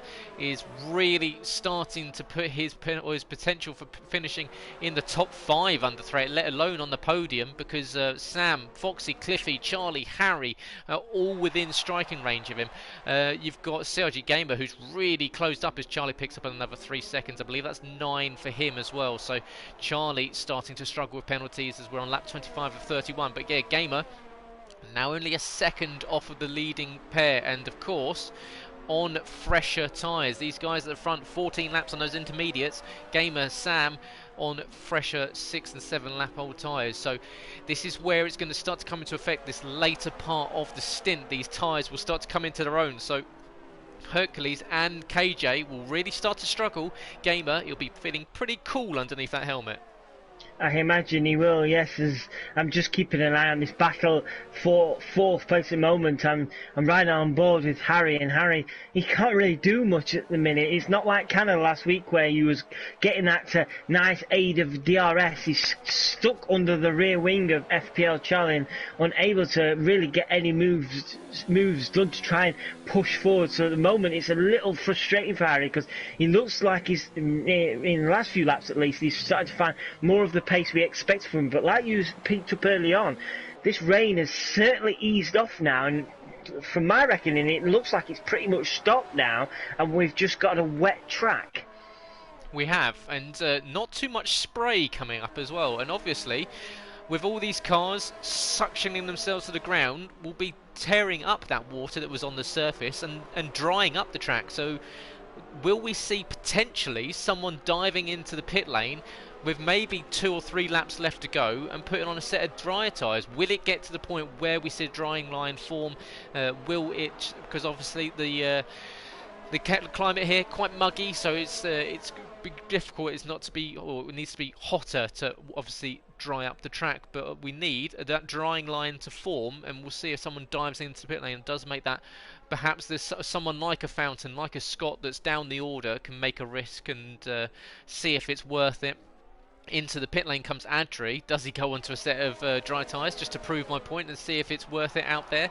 He's on the intermediates currently and he's way down the order. Can he just look at perhaps stealing that fastest lap off of CRG Gamers? KJ picks up 5-second penalty, exceeding track limits. KJ's going to struggle to finish in the top 10 at this rate. This is disastrous for him, and onto the soft rubber for Adri Lockdog. So let's watch out for his times over the next few laps, because he could really be the hamster in this situation. He's essentially why I said the hamster. That's not the right phrase to call. He's the guinea pig, isn't he? That's the right animal. He's not the hamster in the wheel. He's the guinea pig that's testing out. And into the pit lane comes a whole heap of cars. They're all into the pit lane.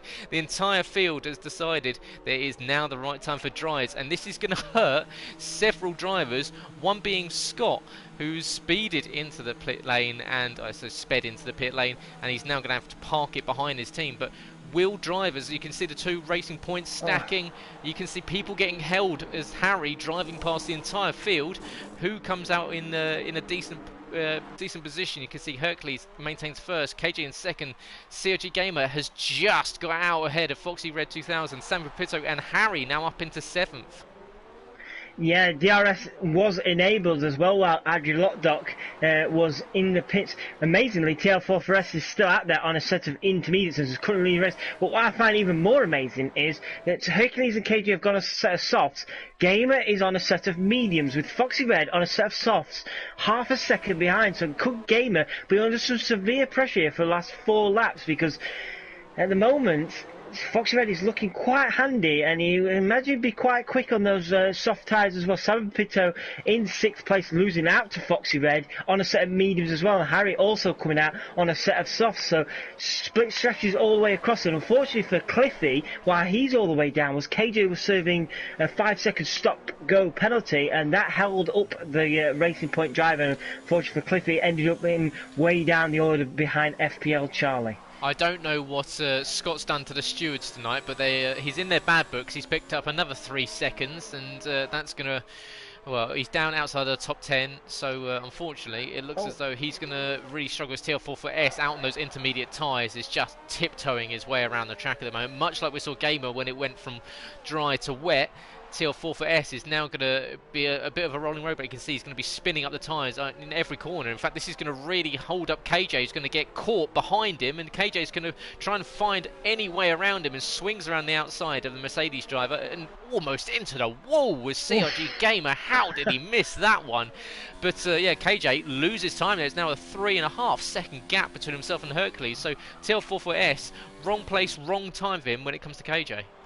It really was, and like you say, Gamer, he really got as close as he possibly dared to that wall. I thought he brushed it at first, but Gamer showing that he does have the pace on the medium tyres, because the moment Foxy Red has fallen way behind Gamer already, 1.8 seconds now, so Foxy Red will be trying to see out this race in 4th place. Sam not far behind, 1.2 seconds behind on the medium tyre, but Harry, crucially for Harry, he's now in 6th place and really putting the pressure on the Haas driver for 5th place now. He'll be hoping to try and get past Sam as quick as possible and try and do what he can to try and catch up with Foxy, and somehow out of nowhere we could see Harry stealing a top 5 place. And earlier stages of this race we'd have never thought Harry would have been doing that. So this has turned out nicely for Harry as he's trying anything he can to try and get past Sam, but he just doesn't want to pick up any more wing damage. No, it actually picks up 3 seconds. Here comes Harry. He's going to get a good run on the Haas driver. Can he go to the inside? He's going to dive. It's going to be heavy on the brakes. Is he going to miss the Tech Pro? Just about misses the wall. Sam's going to try and come back him into the next corner. Is he going to send up the inside on the championship? The second place man thinks better of it behind. Charlie's going to think about it. Sam on those medium tyres is going to start to get really affected compared to these guys on brand new softs. He's just about held on to 6th position because Charlie saw his name in lights there as he thought about taking that move, and after Harry did. But behind, you can see the McLaren driver's got so much more grip compared to Sam on the exit of some of these corners. He's going to look to the inside. Peels just gets in the mirrors of the Haas driver, lets him know that he's there. Up ahead, CRG Gamer closing in on KJ. He's only half a second behind the Racing Point driver. With DRS, that flap opens on the Renault as we go up towards the exit of turn 7 at the final corner. He's going to send it down the inside. KJ is going to turn just about manages to miss contact, and Gamer is, it's like been in the Matrix this evening. He's just missed contact by the most fractional of margins, and KJ tags the wall with the rear right there, so that's going to cost him time. And Gamer's going to notice that he's locking up into a lot of corners this evening. You can see he's holding up the Renault driver. You can see KJ really starting to struggle in this dry rubber, which is strange because you'd think we're in. And there he goes deep into the hairpin, and that's going to open the door. But just about on this, you can see that soft compounded tyre getting better traction.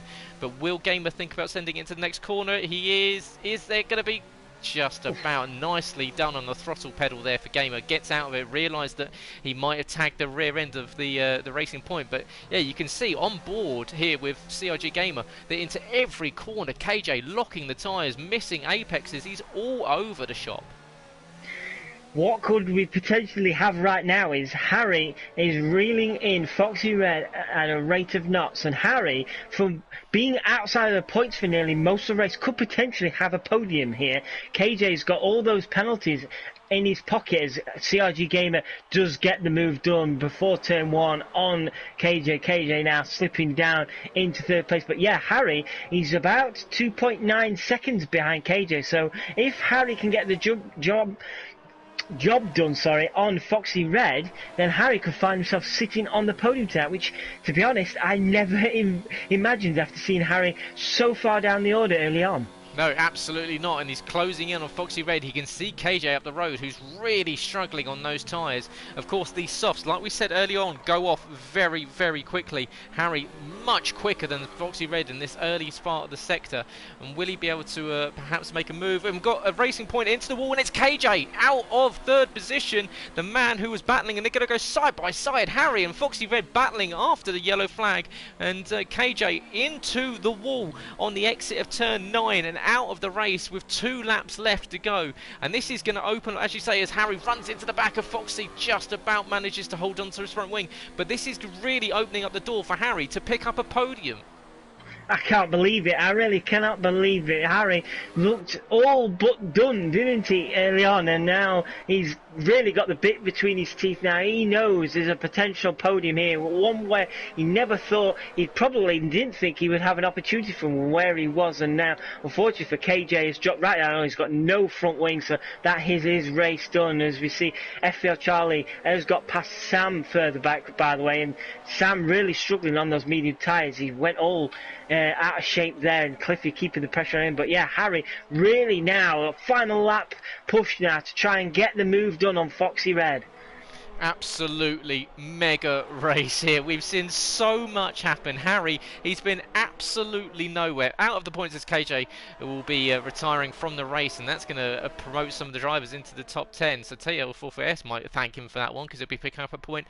But yeah, Vio Hercules has done a great job of holding on to the race lead all the way through this, and you can see CRG Gamer as Harry picks up a penalty at the last moment. Surely not. Surely that's not going to hurt him because he's done so well to get all the way through this. You can see he's hounding the rear end of that Alfa Romeo. Foxy doing all he can, putting the car in all of the positions on the track to hold off the Williams driver, and we'll go on board with the race leader very shortly as he finishes off the race. But Harry, you can see just swarming around this Alfa Romeo on these soft tyres and trying to get the move done. He's going to have a drag up towards the next corner, the right-hander.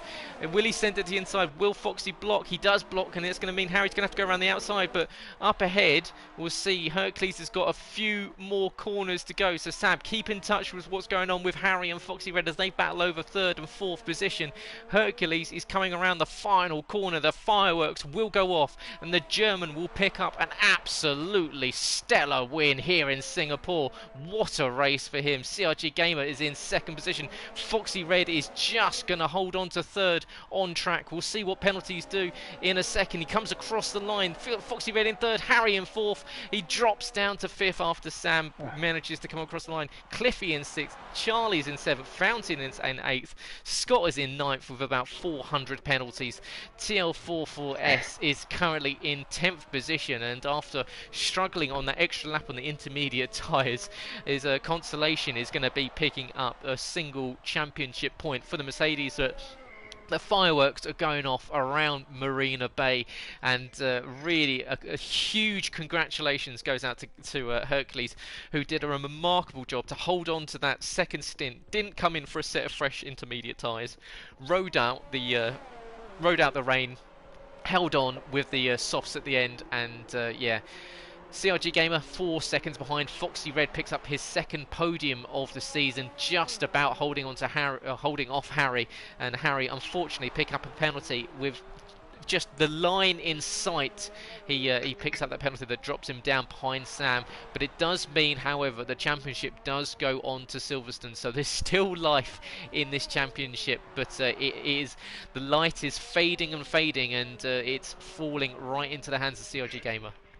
It really is, and sometimes in championships you need luck, and for CRG Gamer, he had some luck tonight. I would have to say that safety car restart definitely helped him, and then KJ just unfortunately having a bad night for himself, and he finds himself promoted up into second place. And in any championship wins, sometimes you need that luck, and there he's on second place. But it's a huge congratulations to Hercules. He was absolutely superb that in qualifying in tricky conditions, in the racing tricky conditions. He thoroughly deserves tonight's race win. Yeah, he does indeed. You're absolutely right, and yeah, mega race from so many drivers tonight. And of course, guys, if you've enjoyed it, make sure you press that like button. Really helps us out. Hopefully we can get to that 15 number of likes. It'd really help us out. And of course, if you're not subscribed already, this is what you get every Monday night. Some absolutely astounding races from some of these guys. Hercules with a mega race win, over an hour. That one took 61 minutes and 1 second. He takes the victory. Gamer from 5th to 2nd. Great race from him. Foxy Red picks up a second podium on the season. Great race from the Alfa Romeo. Samu finishes in 4th. Harry just about manages to come back to 5th, but will be gutted after that late penalty. Cliffy in 6th. Charlie charges to 7th place after starting in 11th. Cliffy, however, from 15th to 6th is a great result. Fountain is in 8th. Scott is in 9th place. TL44S is in 10th. Adri finished outside of the points, and then KJ, unfortunately, we lost very late on. Beck, Burmeister and Scopefielder, who retired earlier on in the race, and I'm sure we'll get the guys in very shortly, and here is the man himself. I'm sure we'll hear from we'll get Gamer, and we'll hopefully get Foxy Red in very shortly, and we'll find out from them just how they found the evening. Moin. And it's gonna be, yeah, Sab, it's gonna be, if the final 2 races are anything like that, and especially if we see Monaco anything like that, we're in for an absolute treat. Oh, we certainly are. They probably won't agree with me, the drivers, but let's have more mixed conditions like that again. That was absolutely incredible. The strategies and when to pit and everything else, but it'd be fascinating to see and hear from these guys about that first safety car restart, because that was a bit crazy, wasn't it? I'm still racking my brain now trying to work out what happened now, as a few of the guys are starting to come into the pit box, so commentary box even now, just waiting on Gamer. But yeah, that was definitely, if you didn't get a chance to watch it and you just tune in, definitely watch this back, because it was one hell of a race. Yeah, absolutely. That was a great race. Hard conditions for several of the drivers, and yeah, we saw a lot of changes for position, and that's the safety car late on just added that dash of excitement to the end, just to keep everyone's their taste tingling, ready for the final few races of the season. And whilst we wait for Sam to join us, and we'll hopefully be able to get him in for 2nd place, we'll just start off with Hercules, and we'll move to Dan. Congratulations, Hercules. Fantastic race from you. Picked up pole in very tricky conditions, right at the death, snatched away pole position, and held on to it. So how hard was that? An hour's worth of driving. You must be knackered. Yeah, I'm done. I'm completely done. The quali was, I feel like I do rarely, and I was lucky to get the last lap in, and it was quite surprisingly good. And yeah, but I was still worried about the pad grip and pace of KJ. But somehow I got a pole, and I'm very happy about it. I don't know how good it is if Gamer and the other one just had mistakes in the laps, but still I made no mistake in that lap and drifted a bit, and yeah. So I'm happy with the pole. And then I was worried about I was wondering why Gamer and KJ went for the mediums, because I thought the rain will come later, but of course they had the right tire choice and the rain came early. And I don't know if there's so much to say. At the end of the day, I know in the race that KJ was quicker, so I gave everything to hold him back. And I think he's a little bit frustrated now. But in my opinion and in my view, there was never a move that he was like side to side me. He was just diving in from the back. So yeah, I just drove my line there, and yeah, I hope it was all right. But we will see. I don't have every scene now in my head because there was so much fighting going on. And in the end, it was pretty easy to get the window right for the softs. And then I don't know what happened because Gamer and KJ were so far back then. Maybe because they got held up. But yeah, the last few laps were I was just controlling and then knowing that I can win this. Well, yeah, it was a mega race from you, and yeah, you were battling the entire way through. So yeah, it was a really impressive one to watch. And just quickly before we move on to we'll move on to Sam, is the safety car restart. Very strange safety car restart. It seemed as though the yellow was in, the yellow came out, the yellow came back in again, and KJ got right out of the throttle just as you got to the line. What was it from your point of view? Because it seemed as though he just got right out of the throttle, was kind of worried about having to overtake, and then yeah, it was a very strange one. He was just maybe 1 second too early because the safety car wasn't in the pits. I don't know, but on this track, you get released really early, but the safety car is really back slow to the pits. And it wasn't really back to the pits, so he accelerated, or we all accelerated. Then because he was the first one, he got held up again, and that's why we could overtake him on the main straight. So then I was in front in the rain on the second safety car, and I know I had to make sure that I'm going really, really slow, and the safety car is safe back in the pits. So not the same happened to me. But yeah, I think he got hold up by the game because he released too early. Well, And yeah. congratulations to the rest of the podium, of course. Yeah, of course, and we'll move on to the man that finished in second place, and that was Gamer62. And congratulations, another podium for you. Somewhat trickier conditions this time compared to your last few wins in Kendo and in Monza. Picking up that penalty as well, so you've got to feel that things felt like they were going against you. So you must be relatively glad to come away with a second place. Yeah, I mean, it's a little bit frustrating. I had the quite aggressive dry setup on, which probably didn't help for the qualifying and the rain. But yeah, I went for the mediums at the start because I knew that I'm pretty sure they would get to the rain. So I had to make a few positions up, which I did. And obviously KJ's mess on the safety car restart got me through. I got to the lead about 5 seconds, and then the rain came. I was just waiting for the DRS to be disabled, and of course it happened just as I went around the final corner. And I didn't want to cut the pit lane to go into the pits. Like, I don't know if some people would do that, but I didn't want to like cheat or anything to cut the pit lane, so I had to do a whole lap, and I lost. Well, I think to my personal best delta, I lost like 25 seconds on that lap. Yeah, I mean, I wasn't quick in the rain at all. I could barely keep with the front runner pace. So the second safety car sort of helped with that. But then I got a free pit stop for a new set of inters, which I sort of needed to keep up. And then I had the back marker of Beck in front of me, and it was a bit, well, I'd say a bit all over the place. And I was on the restart, everyone sort of slowed down. I literally tapped the back of him the smallest amount, and he gave me a 5-second penalty, which was, yeah, that was really annoying. And then it dried out. I went for the mediums because I knew they'd get to the end quite easily and they wouldn't overheat. I think the dry setup helped with the rain. Not the rain, the dry. At the end, I was quite quick in the dry. So I think without that 5 seconds, I think I would have had a good run, potentially catching Hercules towards the very end, but obviously it wasn't to be. yes, to come out with second place after it was good, and congrats to Turkey, he's obviously on the win.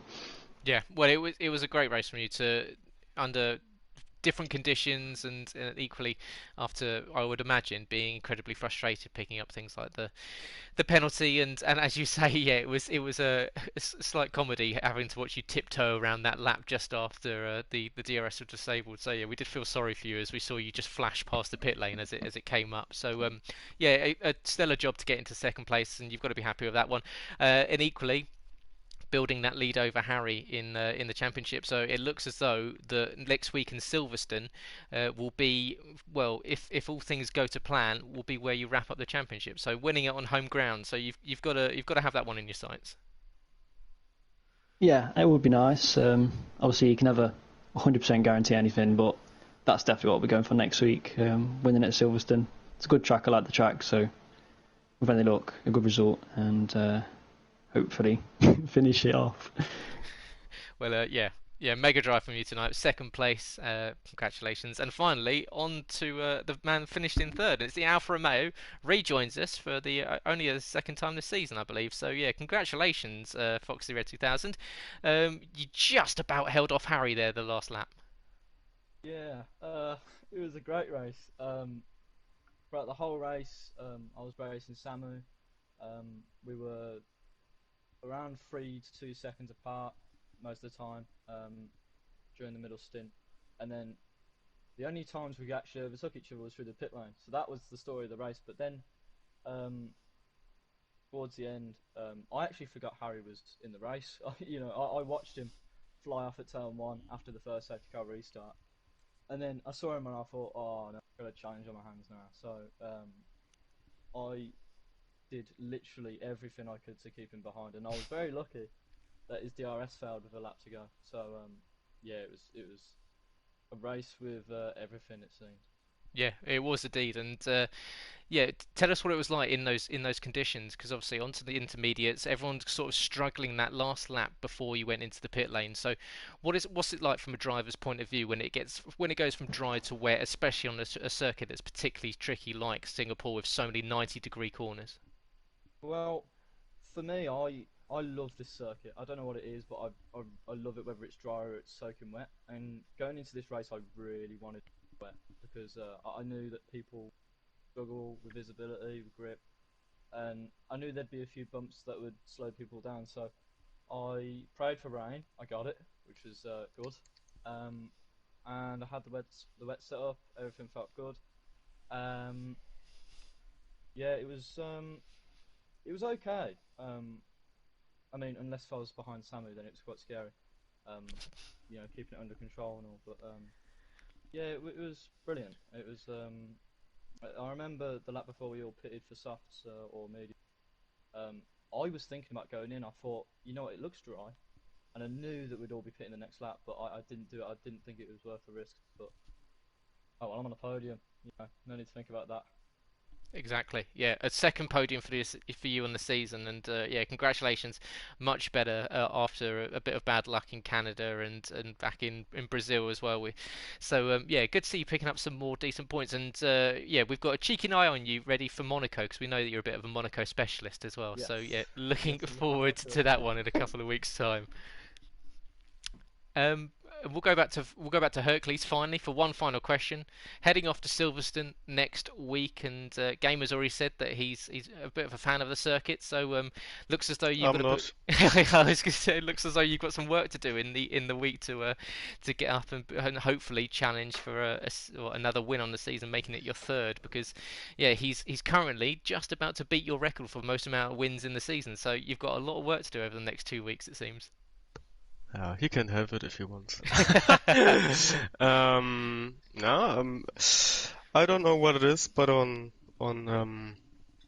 Silverstone, I always find it really hard to get on pace. Think I'm still not slow there, but it's definitely one of my worst tracks. And yeah, maybe I need a good day, good sleep, and then maybe I can get on the podium or stay in DRS. Because we all know how strong DRS is, but yeah, let's see. It's a long way. Maybe it rains again. Maybe a safety car in the end. Who knows? But yeah, I'm not worried about Gamer winning and smashing my record. Because I know I can win races if I have a good day, and yeah, that's what I like and enjoy. I don't go for records. Well, yeah, hopefully we'll see a challenge between you two on F1 2020 for the title. And congratulations to all three of you tonight. Mega race in very tricky conditions in both qualifying and in the race. Feel free to shoot off if you want. Sam and I will be wrapping up on what has been a fantastic 10th round to the IRL F1 season. And Sab, you had it all tonight, didn't you? You had the dry, you had the intermediates, you had the wet. You really kind of had that plethora of talent, and the guys didn't really let us down this evening.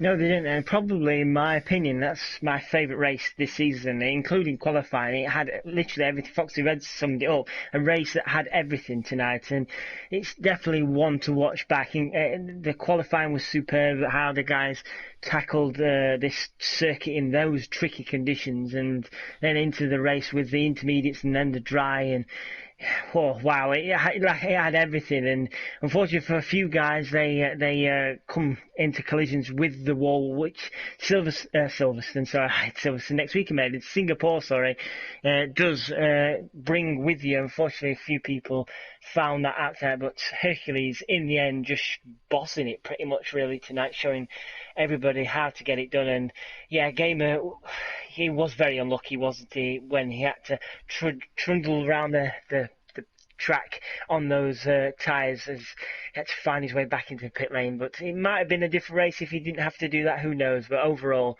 superb race from Hercules, and superb race from everybody really, because we had battles all the way down to the top 10, which were definitely worth a watch for anybody really. Yeah, absolutely. But it is CRG Gamer 62 that puts himself in the pole position, right?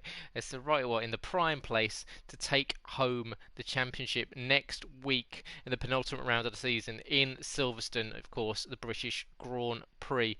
And yeah, so make sure you tune in for that one. Set to be another absolute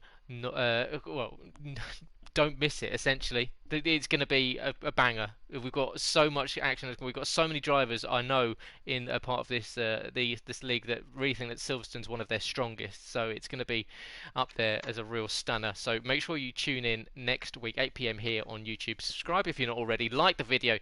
Get us up to 15 as a benchmark. 20 would be lovely. So if you want to like the video, help us out. Go to the socials. Invictus RL on Twitter. Invictus Racing League on Facebook and on Instagram. Of course, invictusracingleague.com to get yourself on the grid for F1 2020. If you're part of the community, sign up for the premium membership. Premium membership, the Invictus, gets you guaranteed seats into the